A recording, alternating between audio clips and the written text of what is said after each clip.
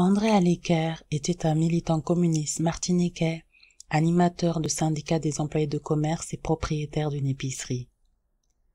Rédacteur en chef du journal Justice, organe de presse du Parti communiste martiniquais, il était très engagé dans les luttes aux côtés des dockers, des ouvriers agricoles et des exploités du système. Il n'hésitait pas à s'attaquer au pouvoir pour dénoncer les abus des patrons. Il fera éclater le scandale impliquant un béquet du nom d'Eugène Aubéry, le plus grand planteur et usinier de l'île de l'époque, de fraude fiscale et de corruption de magistrats, preuve à l'appui. Cible de menaces de mort, il fut aussi l'objet de tentatives de corruption qu'il ne manquera pas de dénoncer dans son journal.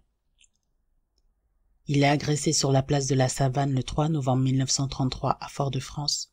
Le 1er janvier 1934, il est enlevé, bâillonné et jeté à la mer. Par chance, il parvient à survivre.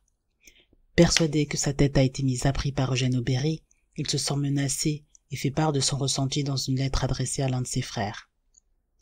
Quelques jours après, il est retrouvé mort ligoté le 12 janvier 1934 sur la plage de Font-Bourlet à Casse-Pilote.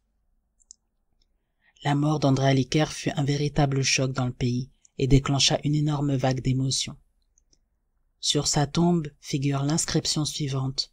Ils n'ont pas pu me corrompre, ils m'ont assassiné. André Aliker était un homme qui avait des principes et des valeurs solides, qu'il a su associer avec ses rigoureuses méthodes d'investigation. Il a payé de sa vie pour avoir su dénoncer le système de profitation de l'époque. Les présumés assassins d'André Aliker ont été acquittés au motif d'insuffisance de preuves le 22 janvier 1936 par la cour d'assises de Gironde. Le meurtre d'André Aliker est à ce jour resté impuni.